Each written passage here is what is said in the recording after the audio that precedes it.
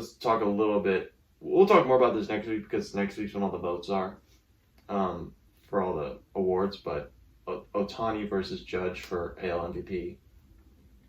I really don't know how you can't give it to Judge, but what's your thoughts and what do you potentially think? Yeah, I mean, this is always something that I always bring up, like MVP, most valuable player. No shit, it's going to be the person who can do the most. Yeah. If you're talking about the most valuable player, you can go with Shohei because he can pitch it, he can hit. Mm-hmm. Duh, like he's the most valuable. Sure. But it's not that, right? It's just who had the best season. Yeah. Shohei had a good season, but he had a much better season pitching than he did hitting, Mm-hmm. in my opinion. But with all the publicity, all the hype around Judge, you broke the record. Yeah. Broke the record. Yeah. For the 7th most home runs ever hit. He's going to win MVP. Now, I do think that was pretty much the only thing he could have done to win MVP from Shohei, but he did it, and he's going to win MVP, and that's just going to add... Well, but, I mean, he led every offensive category, other than average, which he was a couple points behind. Fold. Yeah, well, he did in the last couple weeks. But, I mean, the only reason you would give it to Shohei is because he's the dual player. Yeah. So, I think... But then if you're only giving it for that reason, then just call it the Shohei Ohtani Award and give it to him every year. Yeah. Literally. Because yeah, well, you're right. Because if you actually took it for what the name of it is, most valuable player, Shohei would get it every single year, unless he was just horrible. Because no player provides the value that he does to a team because he's 2-1. Exactly. So I think Judge should get it. Do you think Judge will get it? Yeah. You do? He'll get it. Do you think the fact... Unless Stephen A. Smith is the only voter. Let me ask you this. If, say, Judge was on the Orioles and he hit 62 bombs, do you think it would be different? I think that the fact that he's on the Yankees helps him.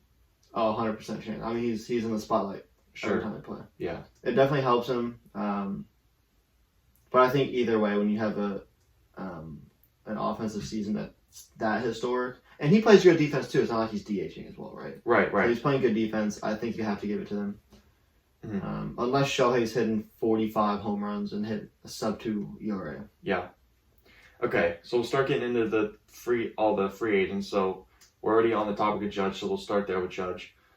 Actually, you know what? No, we'll touch on Ohtani first. So the Angels GM today or yesterday, but very recently, just said they're not going to trade him this offseason. He signed a 1-year, $30 million deal, I don't know how long ago, to avoid arbitration for this next year.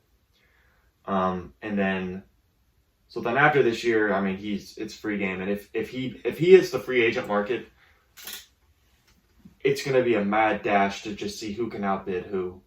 And I mean, I fully expect he'll get the biggest contract ever. Mm-hmm. Or at least the most money per year. Per position player. I don't know if he'll top 43 a year from Scherzer, because that's absurd. But do you think... Okay, let me ask you this first. Do you think the Angels... Where do the Angels have to be? Where they would deal him before the trade deadline or at the deadline, or where they would want to hold on to him?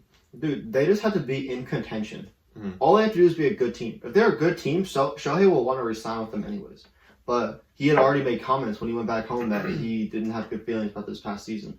Mm-hmm. So I do see the Angels dealing him at the deadline if they're not in contention next season.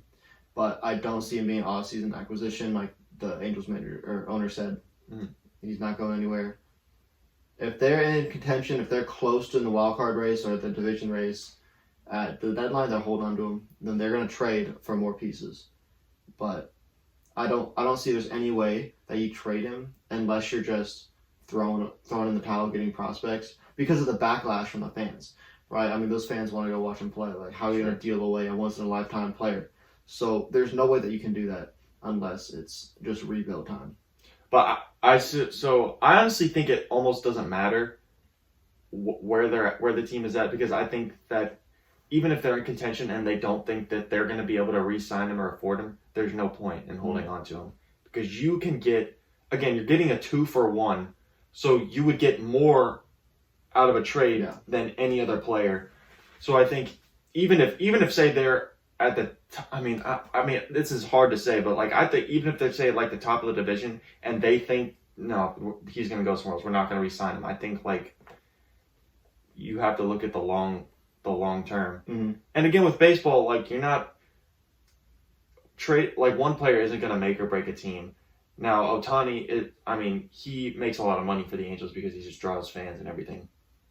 But I don't know what the Angels bank, how much money they have, and their spending abilities. But I mean, when you got Trout under contract with that, and then you got Ohtani, who's probably going to be more expensive than that.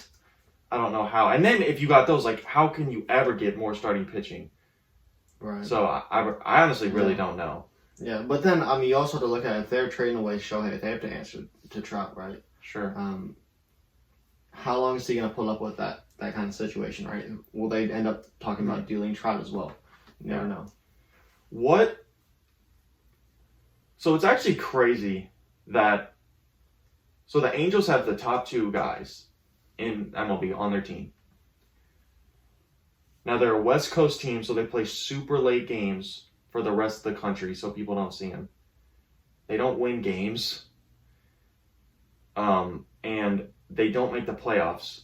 So honestly, I think the Angels and how, I don't want to say they've done Trout and Shohei dirty, but they're not a winning franchise. And when you have the top two players on your team, and they don't market well, I feel like that hurts baseball. Oh, 100%. Dude, just be in contention. Right. The Orioles, for God's sakes, are in contention. Yeah. And they even expanded the playoffs. Just be close. Mm-hmm. Do something. Don't sign Noah Syndergaard. Go do something. It's actually, like, baffling how they just can't seem to grasp in their minds that, like, dude, go get a starting pitcher. Yeah. I think they have grasped it because a couple drafts ago, they drafted 20 pitchers. Oh, did they really? They drafted 20 pitchers in 20 rounds. And now, but I feel like there's something in the organization that is holding players back. Look at Brandon Marsh. Brandon Marsh came up, was having a terrible season. He went to the Phillies and immediately started producing. Right? They tweaked his swing a little bit. Like, who is in their development? Who's developing their players? And do they have to look at revamping how they do that? Now, the Angels organization, I believe, is on for sale, correct? Are they really? I'm pretty sure I heard that this morning. So maybe if new ownership gets in there, that can right the ship. But yeah, I mean, I think it's such a disappointment to just baseball fans that just get Trout to the playoffs. You're essentially wasted. Dude, Trout's career, I feel like has been wasted because the dude he's made the playoffs once and they got swept. And he was 19 years old, 20 years old. He came into the league in 2012 and it was 2014. Okay, yeah. So he was 21. Yeah, maybe 22. Yeah. Come on, bro. I didn't think it was that long ago. I didn't realize it was that long ago. But yeah, it was. Okay. All right. So now let's get into Judge. Do you think? Okay. The glaring question: do you think he ends up back with New York? No. I think the fans alone is what's going to push him away. If another team, I feel like the Giants, if what they say is true, that they won't be outbid, that they're probably the favorite or at least the biggest contender to the Yankees.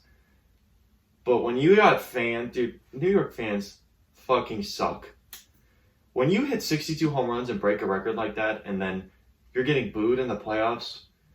Now, yes, he did not play well in the playoffs and had a lot of Ks and had a lot of bad at-bats. But, dude, I don't care if you go 0 for 30 with 30 Ks. You just performed like that for your team and your city and your franchise. You deserve fucking respect from your fans. Mm-hmm. And New York fans just, I mean, they love you and then you do one thing and then they just hate you. They're so bipolar and it's just, I feel like it's such a hard environment to play in. And I think Sam told me this morning that like 15 or so, it was a crazy number of Yankees either opted out of their contract or whatever that are going to hit free agency. And I think a big part of that has to do with the fans. Yeah. I'm going to see if I can pull this up here. I don't know if I'll be able to find the list, but a massive amount of people opted out. Rizzo opted out. Zach Britton. Dude, there's so many. I don't know if I'll be able to name them all if I don't have the list. Let's see. Yankees opt out. But yeah, I don't think there's any way Judge signs back with the Yankees. Even if they match whatever number. Do you think he would take slightly less money Yes. to leave? Really, you do think that? Yeah. Now look,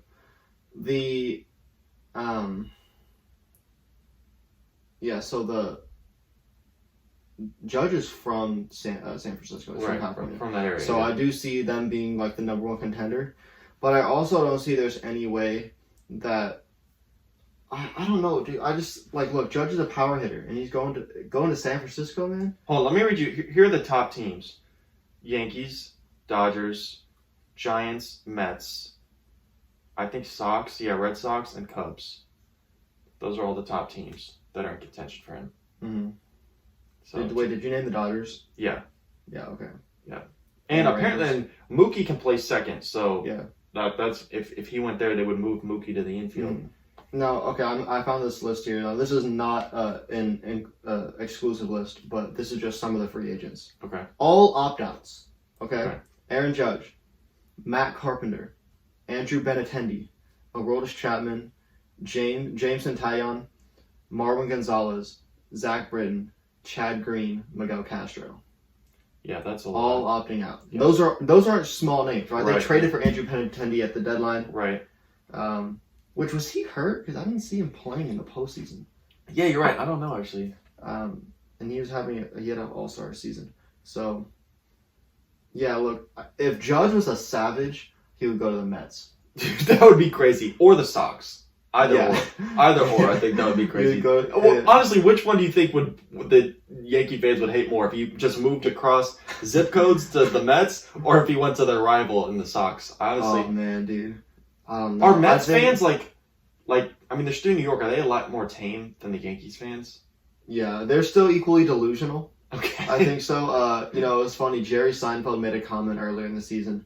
Do you remember the trumpet dude that was playing? You know Edwin Diaz's walkout song. Yeah. So there was some dude like Timmy Trumpets, I think was his name. Okay. Wearing like a top hat and sunglasses, and he was like playing his own trumpet Okay. like during warm-ups one day. Yeah. And then they brought him out and they had him play his walkout one day Oh yeah. during a regular season game, and then they immediately went on a massive losing streak.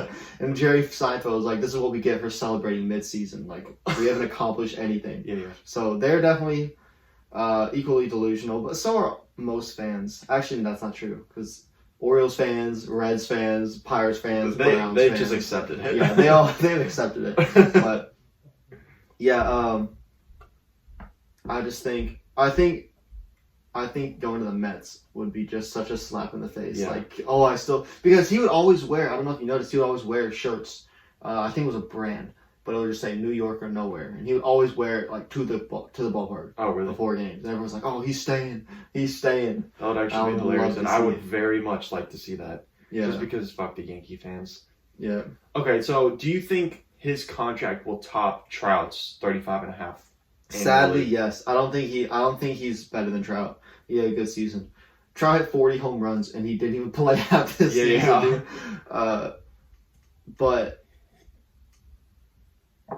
look, with inflation and new contracts, and everyone wants to outbid And all the the other TV person. deals and everything, it's just going up and up and up. And Right, everything. Everyone wants to be the next highest paid player. You Right. can see like random people being like, "Oh, I want to be the next highest paid." Yeah. You see that in the NFL all the time. I want to be Sure. the highest paid defensive tackle Yeah. by $1 million or something like that. Right, Right. yeah. Like Dak Prescott got a ridiculous deal. What the hell has he done? Yeah.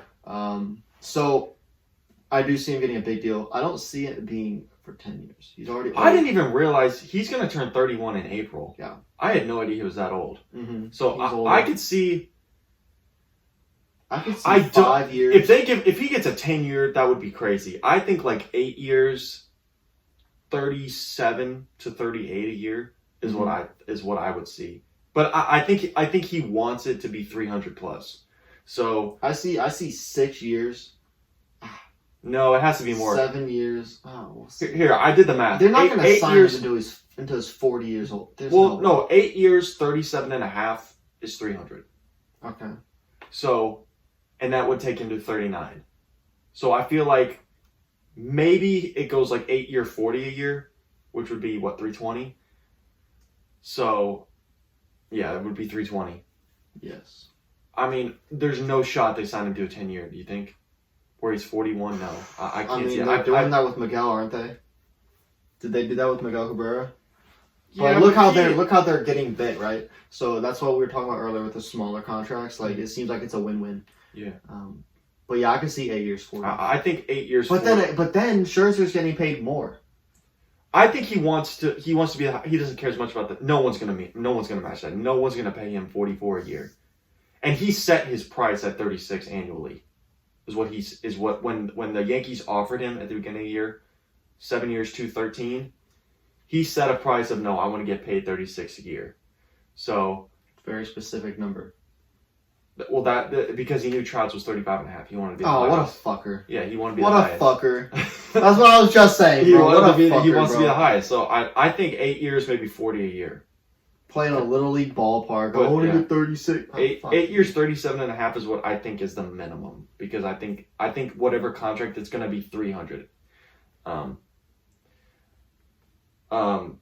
Let's see. We already went over who we think is going to sign him. Okay, do you think it's going to be a straight-up bidding war between the teams that are really going to pursue him? Yeah, and I think when it comes down to a bidding war, you always have to watch out for the last-second Dodgers, man. You never know. They're like, oh, you're getting 38, we'll give you 70. Or something crazy. Yeah, it's going to be a bidding war, dude. It's going to be contenders. He's not going to go to a non-contender. He wants to be in the postseason. Yeah. Despite him sucking in the postseason. But